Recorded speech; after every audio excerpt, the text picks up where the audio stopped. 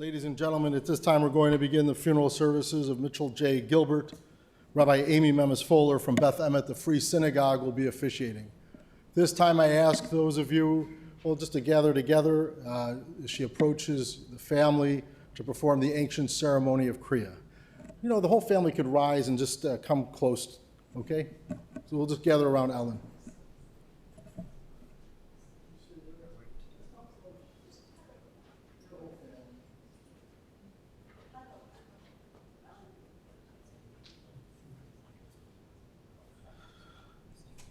For those of you who are online, the rabbi is approaching the family to do the ceremony of Kriya. So our patriarch Jacob, when he heard the news that he thought that his son Joseph had died, tore his clothing in honest. And so the three of you, Mitchell's siblings, are wearing on your clothing a black ribbon, which is symbolic. You will tear, and we recite this blessing, knowing that our hearts are torn. This time, we recite the blessing. Please repeat after me. Baruch atah Adonai. Baruch atah Adonai. Eloheinu melech haolam.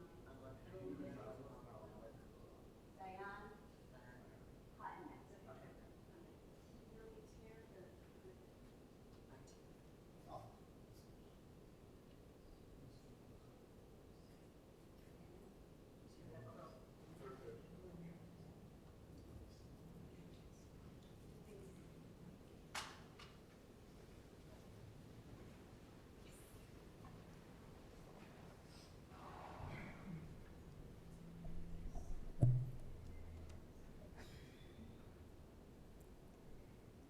Death has taken our beloved Mitchell Gilbert. Our friends grieve in their darkened world. In their silence, there is lamentation. In their tears, there is loneliness. Lost in their sorrow, may they find the presence of loving friends. Hear them, O God, be with them.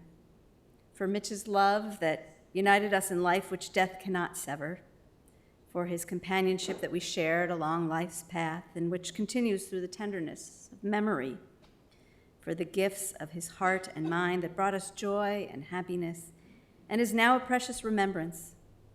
For all these and more, we give our thanks to God. In this time of grief, we listen to the voice of our sacred scriptures that brings us the ever-new message of God's nearness. It tells us of our kinship with the Creator, in light as in darkness, in joy as in sorrow, in life as in death. Adonai ro'i lo echsar, binot deshet yarbetzeni, al mei menuchot yinachaleni, nafshi shovev yancheni v'maglei tzedek lema'an shemo, gam ki elech begeit sal mavet, lo irara, ki ata imadi, shivtecha u'mishantecha, hema yanachamuni, ta'aroch lefanai shulchan neged sorerai, tishanta v'shemen roshi, kosi revaya, ach tov v'chesed yirtefuni, kol yemei chayai, v'shavti b'veit Adonai le'orech yamim. If you'd like to follow along with the words of the 23rd Psalm, they're inside your folders.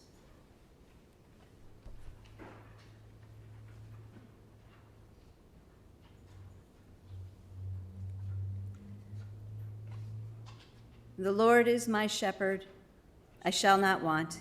He maketh me to lie down in green pastures. He leadeth me beside the still waters. He restoreth my soul. He leadeth me in the paths of righteousness for his name's sake. Yea, though I walk through the valley of the shadow of death, I will fear no evil, for thou art with me. Thy rod and thy staff, they comfort me. Thou preparest a table before me in the presence of mine enemies.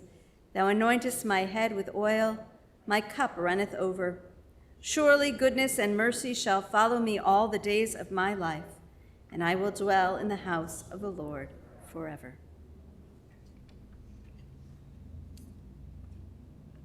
As we find comfort in those ancient words, so too might we find comfort from these more modern words which come from our High Holy Day liturgy, written by Rabbi Alvin Fine. Birth is a beginning and death a destination. But life is a journey, a going, a growing from stage to stage, from childhood to maturity and youth to age.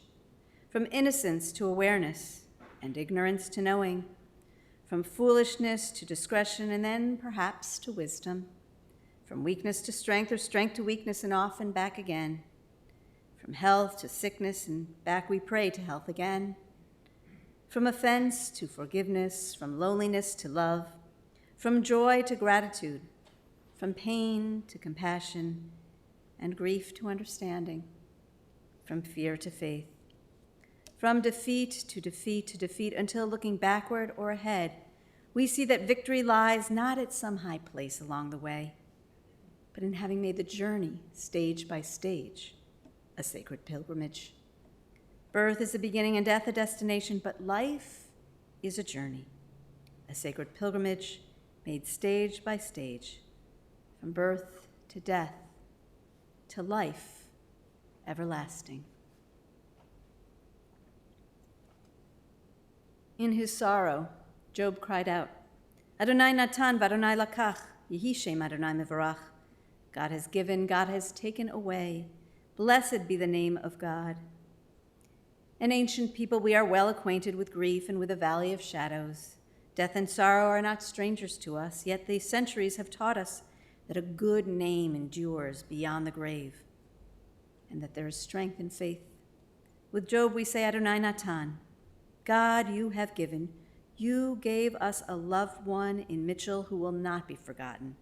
For all that was good and enduring in his life, we offer the deepest thanks of our hearts. Adonai lakach, God, you've taken away. We pray now for the strength to turn our broken hearts into an altar of trust, before which we acknowledge your sovereignty and love as we say, Yehi Shem Adonai Mevarach. Blessed be the name of God, now and forever.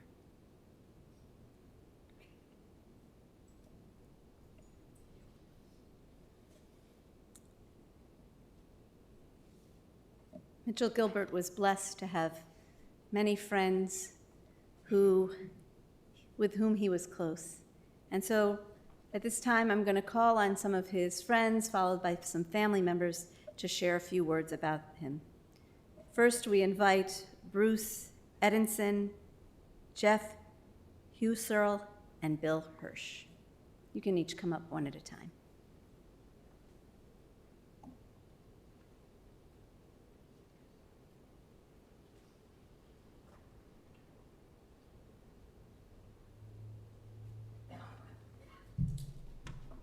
Good morning. My condolences to the family and friends. My name is Bruce Edinson. Mitch and I were friends for over 60 years, dating back to Rogers Elementary School in Chicago.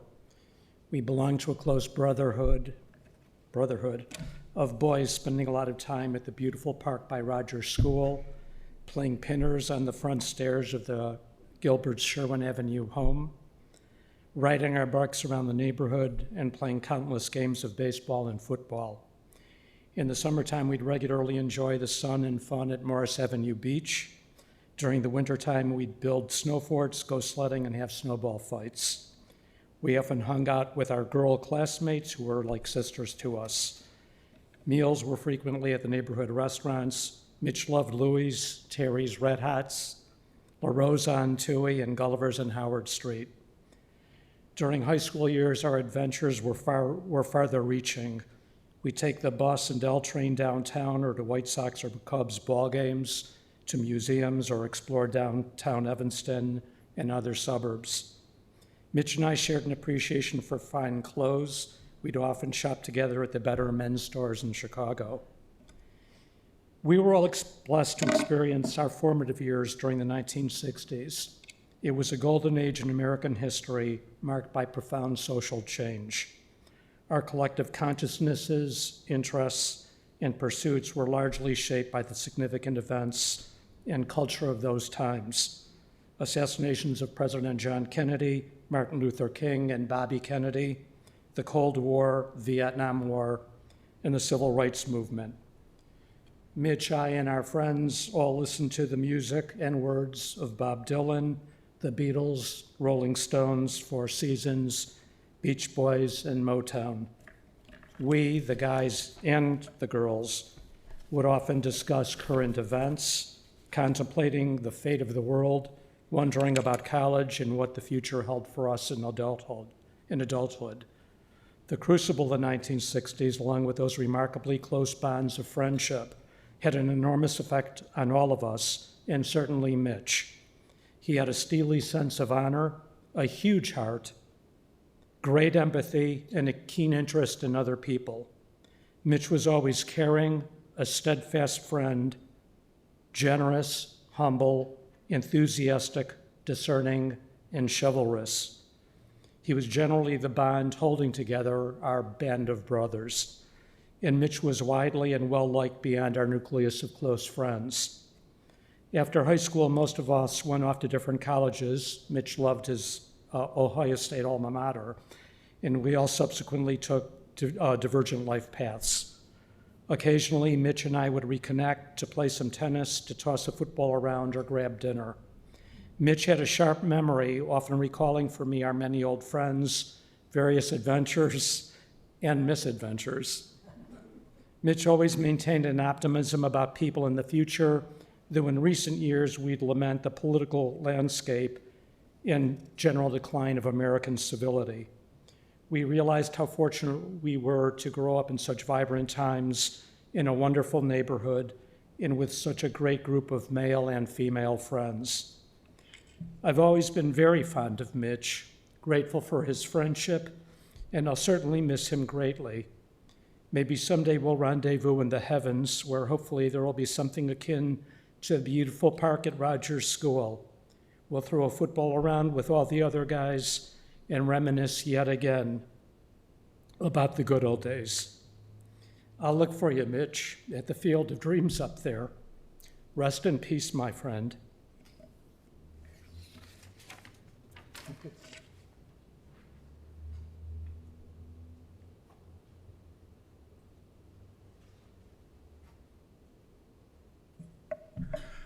Good afternoon. My name is Jeff Husserl, and Mitch was one of my closest friends. I first met Mitch in 1984. So one of the things that's special about him to me is not only have I known him for 37 years, but he really lived through all the milestones of my life. And he's one of the friends that I have. We all have high school friends that we lose touch with. But for me, Mitch has been 37 consecutive years. It's 37 consecutive years of friendship. And when I speak of the milestones of my life, Mitch was there for my wedding. I've now been married for 31 years. Mitch was there for my son's bar mitzvah. My son is in the back. You can stand up and Tyler, see him, how tall he is now. He was there for our first baseball trip when Tyler was 5 years old. We took the train to Detroit together and saw the Tigers in their last year of Tiger Stadium. I met Mitch when I was buying a tie at Marshall Fields. So typically, I went up to the counter and Mitch was there ringing people up, and we started to talk. And we discovered we had a mutual love of sports and a mutual love of racquetball.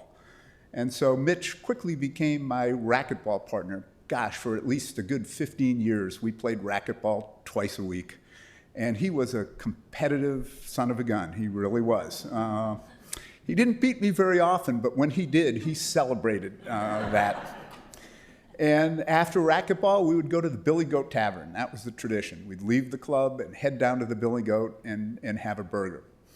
So I moved to California in 2013, still live part-time in Chicago, and each time I would come back, one of the rituals was gonna call Mitch, and we're gonna either go to a White Sox game or Lou Malnati's for pizza, or if it was the fall, a Northwestern football game. And so I am going to miss that dearly. As I said to Bob, Chicago will never be the same to me without Mitch around. I want to tell one quick story that I think kind of sums Mitch up. So Bruce mentioned his love of his alma mater, Ohio State. I don't think I've ever met a person that loved his college more than Mitch Gilbert and Ohio State University and the Buckeyes. And so we used to rib each other back and forth. And Mitch, a couple years ago, went on a baseball trip with our family to Dayton, Ohio. And we were walking around before the game near the University of Dayton. And it was really hot. I mean, if you think today's hot, add about 10 degrees, and that's how hot it was. And we're walking around, and Mitch, of course, had his Ohio State baseball cap on. And we were standing next to the chapel, and there was a gentleman outside the chapel playing the bagpipes. And we started to talk to him, you know, why are you playing the bagpipes out here? And he said his nephew was going to be married in about an hour, and he was practicing. And he was from Detroit, Michigan, and he was a police officer, and he was part of the Detroit Police Officers Bagpipe Corps. All very interesting. And then we said, well, could you play? He said, would you like to hear a song on the bagpipes? Of course. And he immediately broke into the Michigan fight song. Well, I will never forget the look on Mitch Gilbert's face when that happened. I think first he turned red, then he blanched, and then he laughed. So it's quintessential Mitch, and it's something I'll never forget.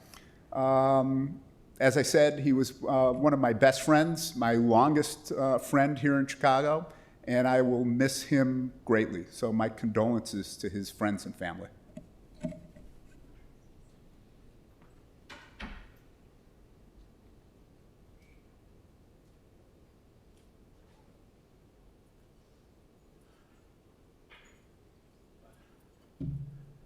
Hi, my name is Bill Hirsch, and I met Mitch. Our family had a business, and I used to call on where Mitch worked, and we started talking about baseball, and then we started going to White Sox games together, and Mitch didn't drive, so I'd drive out to Milwaukee and Pulaski, pick him up, go down to the park, have a great time at Old Comiskey. And I remember one time I was, I met him there. So he was talking about an expert in public transportation. The RTA and the CTA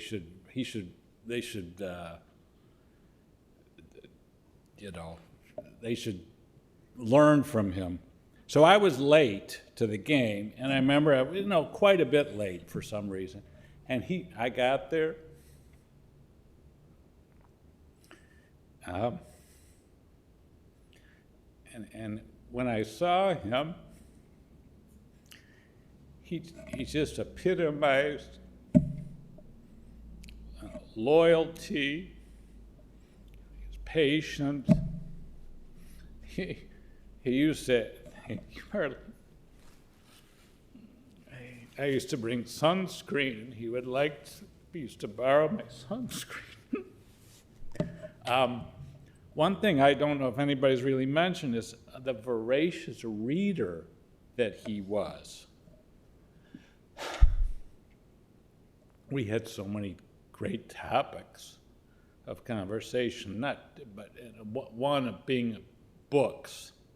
He was a much better reader, although he was a great reader, and would always talk about what he was reading, and we exchanged books. One particular, I was telling my wife, no one ever mentions Philip Roth's, when they mention Philip Roth's books, they don't really mention American Pastoral, I think it's called, or The Great American Novel. It's about a fictitious baseball team actually played in a field like the Polo Grounds. Actually, it was the Polo Grounds. Well, and it's an absurd look at baseball. Funny and characters and just absurd, but brilliant. And we always had that laugh about how great that book was. So he was a great kidder, but he was, like Jeff was saying, at our son's bar mitzvah. Here's another thing about transportation. When my parents died, the service was in Northfield, Hap Road. And other than taking a bus to Old Orchard, I don't know how he got there. Oh, I see. He loved, there he is early. Huh? He probably walked. Yeah, it was a great walk. And so just there for everything. All right, our wedding. Talk about, if you hit him, or he was strong. He was a good athlete. I mean, he prided himself. And last thing is, I was talking to Debbie the other day, and she says he was the greatest guy. He was a great guy, and sort of that he was the last one to know that. But I think as the latter months have gone on, years, we'd meet at Malnati's in Evanston for dinner. We've been meeting at Collectivo in Evanston on Saturday mornings, which I missed last Saturday because I went to the Sox game with our son, and it was going to be a late night, so I didn't get up. I regret that. But we had so many good times I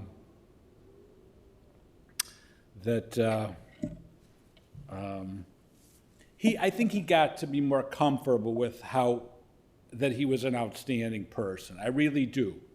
And if there's any piece, that he got to be, he was very wise in many ways. And also with our son, and who's got special needs, he would listen to my little doubts or wonderings, and he was so comforting about that. So he was like a father in a way to me. He was 5 years older than me. And in his way, he was very wise, and I'll always cherish him and miss him. I know you all too.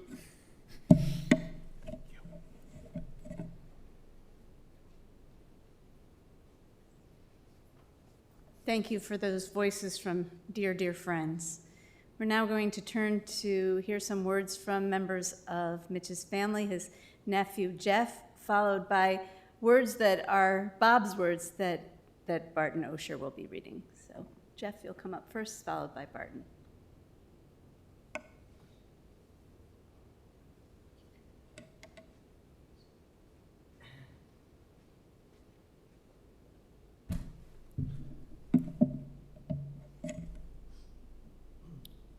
Working from home, nobody has a printer anymore, so you got to do it on your phone. Everybody knew Mitch. I refer to him as Uncle Mitch. And I think that there would be only one way he'd want me to start this off. How about them White Sox? Mitch was a passionate man who cared deeply about his family, his friends, the White Sox, and the Ohio State Buckeyes. For me, Mitch was the fun uncle, the wild uncle. Sorry, Bobby. I was lucky enough to have Mitch take me to a ton of White Sox games growing up. We'd take the Skokie Swift to the L, and I learned many valuable lessons as a 6-year-old. Always stay close was number one. Number two was always put your wallet in your front pocket because you just might get picked on the way down. I remember being excited to go to Grandma's. I got to take one of the collectibles Mitch would get from the games, or we'd go across to the park and play baseball and talk. We would walk to 7-Eleven, and Mitch would be blasting his Beatles and his Walkman or listening to the Sox game, and I'd have to pull on his arm to get his attention. He loved kids. As the years went by, we didn't stay as close, but I could always count on Mitch to be at a family party. His love for his brothers, sisters, nieces, and nephews will be unmatched. I have a ton of sweet memories about Mitch, and I could go on telling his stories for days. But I know that they only cover an ounce of his life, and it would still be an imperfect explanation of someone we love so much. I know that even though he's gone, he's still here with us. He's in heaven, yelling at the TV, watching the White Sox, or drinking a cognac with my dad. He was a great brother, friend, son, and he will be forever missed. May he rest in peace.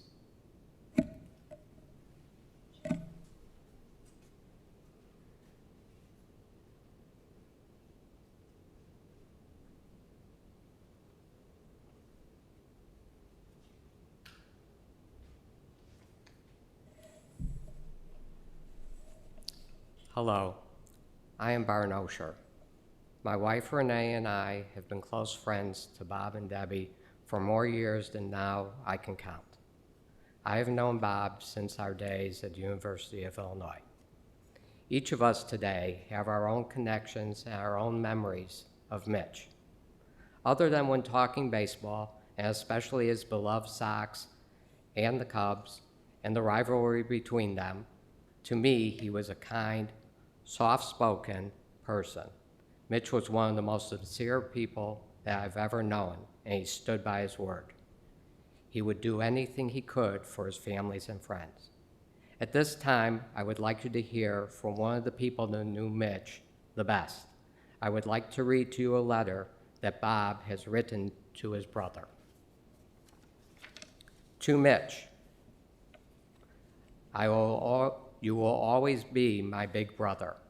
I hope you know how much I love you and care for you, and wish that I could have done something that would have kept you with us for much longer. You died way too young. I know how much you loved our family, our parents, your siblings, nephews, nieces, and of course your dear friends. However, I know who you loved the most, and that was our dog, Buddy. I know he will always miss you too, and your hugs and kisses. Also, I know how proud you were of Rebecca, because you told me every time I talked to you, and also how much you love Deb and enjoy being with her. I will miss the chances of going out to you to talk sports, politics, and family, even though we did not agree on everything. You were the most passionate Ohio State and Chicago White Sox fan on the face of the earth. They were lucky to have you as a fan because you stuck with them, win or lose. Anyone who knew you wore your emotions on your sleeve. We all tried to give you room when you needed after any loss or even after wins.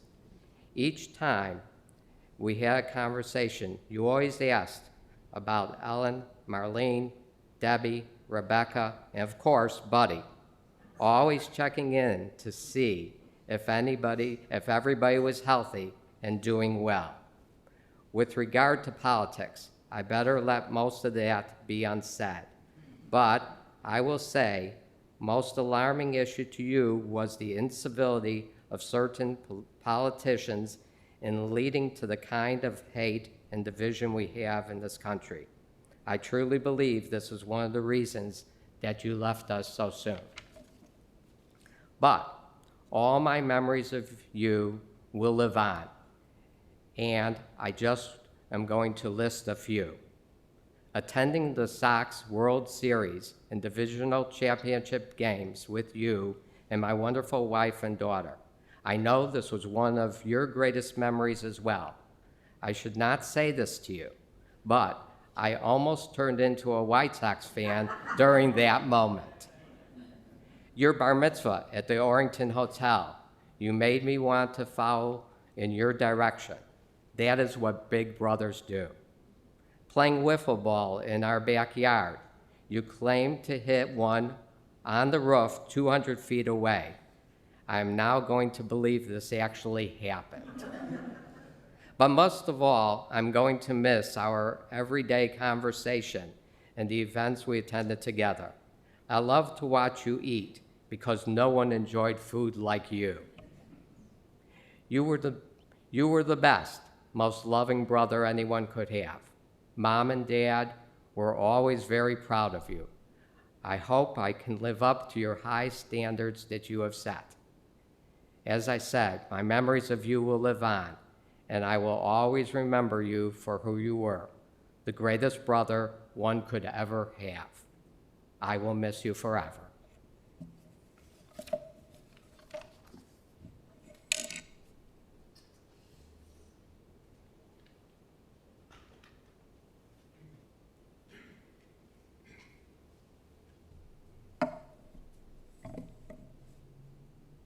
Thank you, Jeff and Bart, for sharing Bob's words.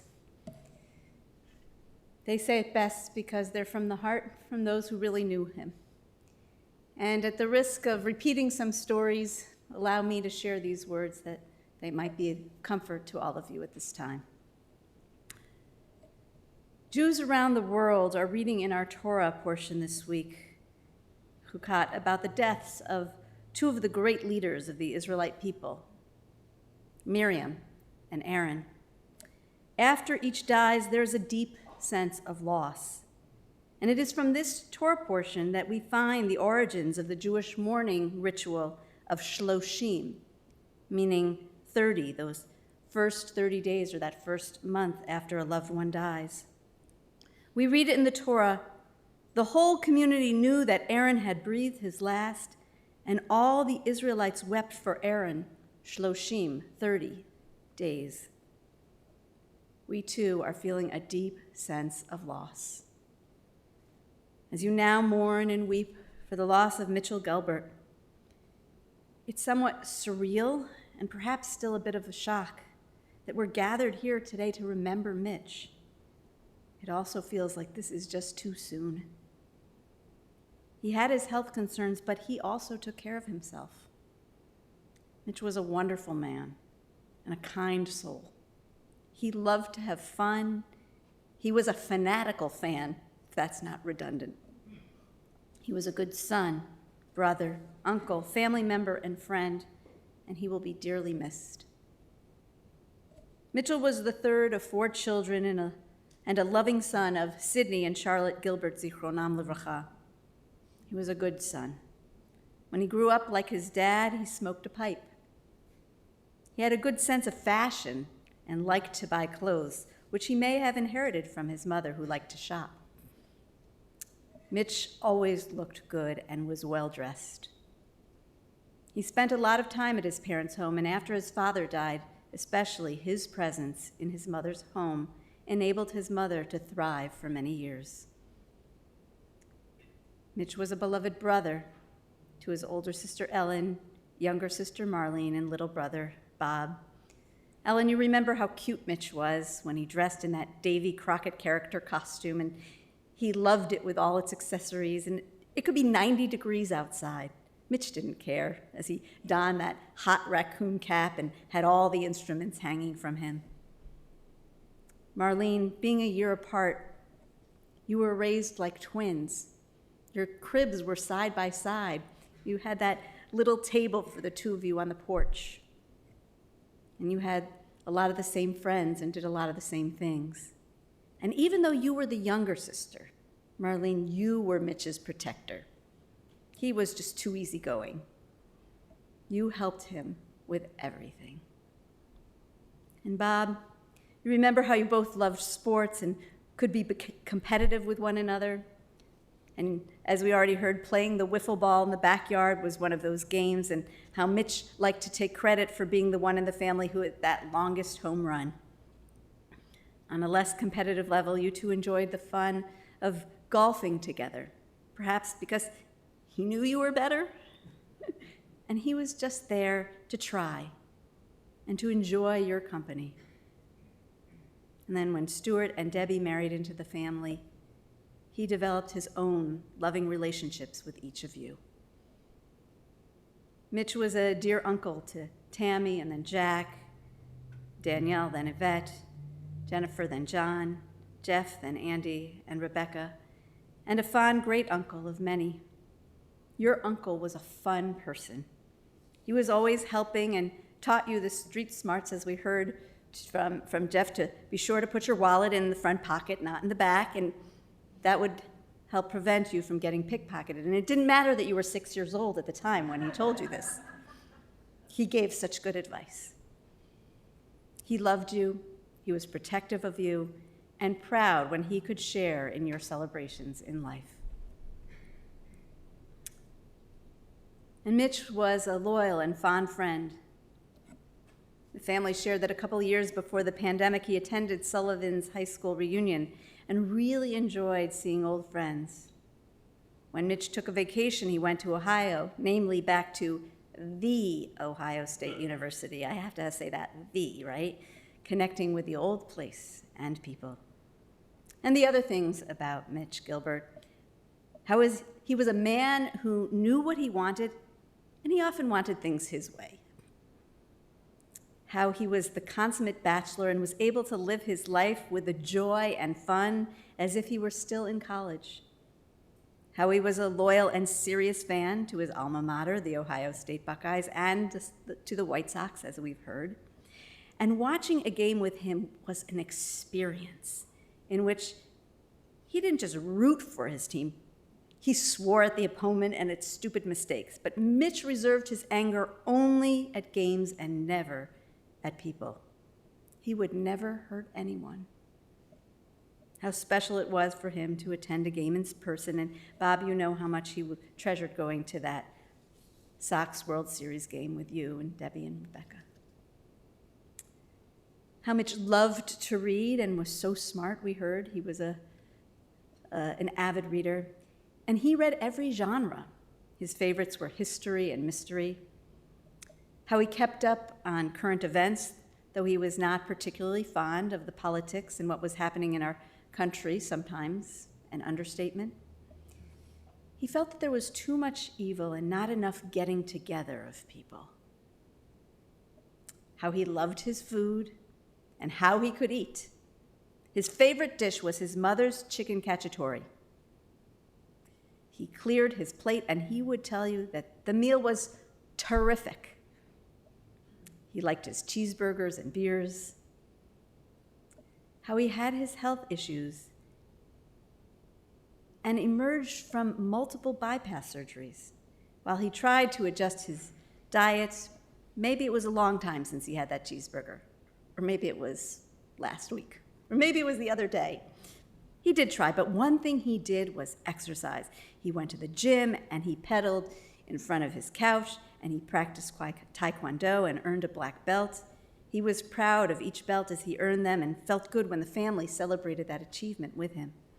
He walked and he walked and he walked. He walked everywhere, and it didn't matter the temperature outside, too hot, too cold. He braved the weather and went. And as we heard, he didn't drive. He liked to go downtown, and he took public transportation, and he was the expert transportation rider. How he loved the lake, and it gave him joy to live nearby. How he loved that music from the 1960s. How he was a huge kidder and could tease with love. And all the other things about Mitchell Gilbert that would take another 70 years to tell. Like the Israelites in the wilderness who wept and felt great sadness when Miriam and Aaron died, we too are feeling a deep sense of loss as we mourn and weep for the loss of Mitchell Gilbert.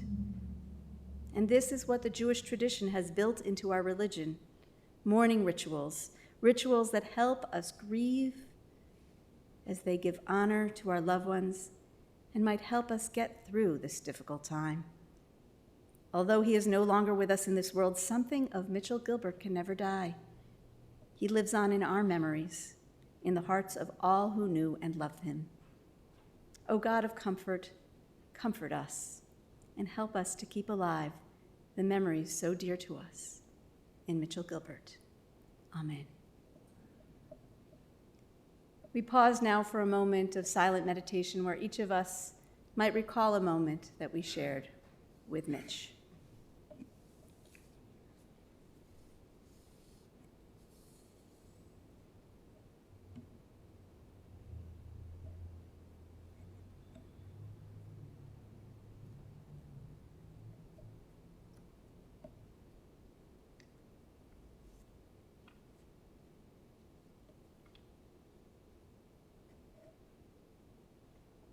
May the words of our mouths and the meditations of our hearts be acceptable in your sight, O God, our strength and our Redeemer. As we are able, we rise for El Malay.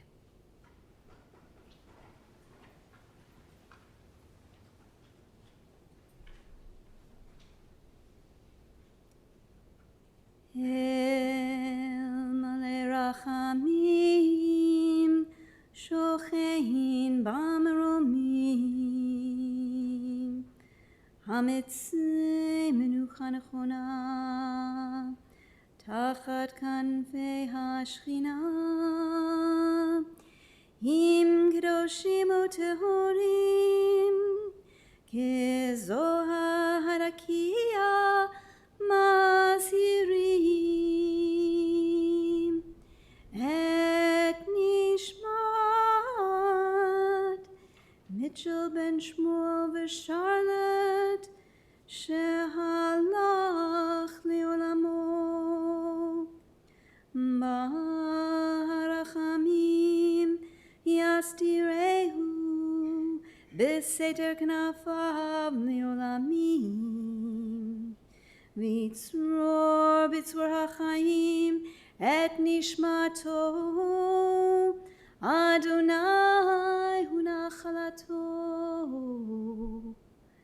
וינוח בשלום על משכבו. ונאמר Amen.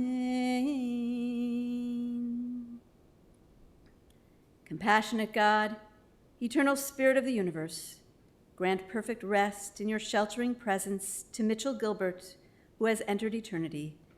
O God of mercy, let him find refuge in the shadow of your wings, and let his soul be bound up in the bond of everlasting life.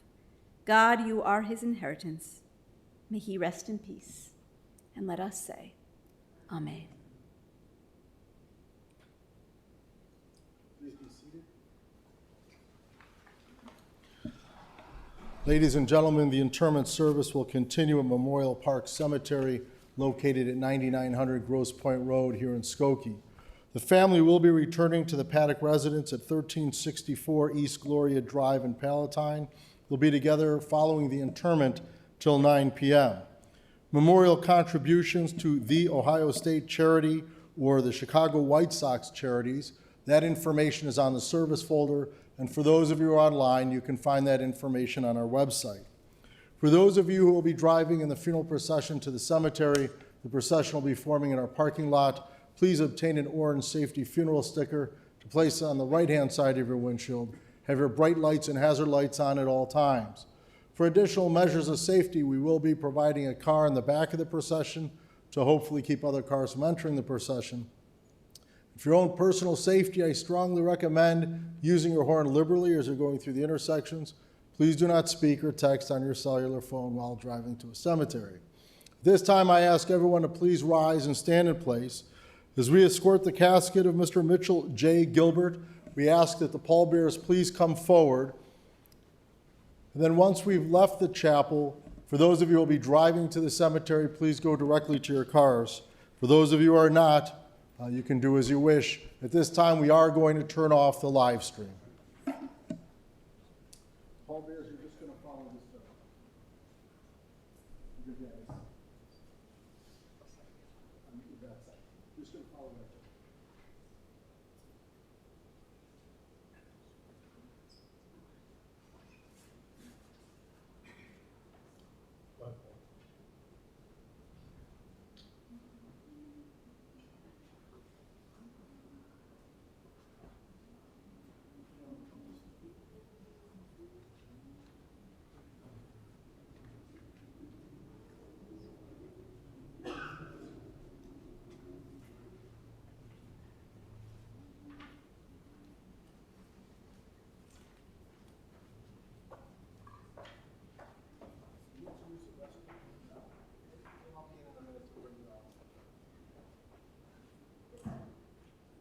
Folks, you may return to your cars.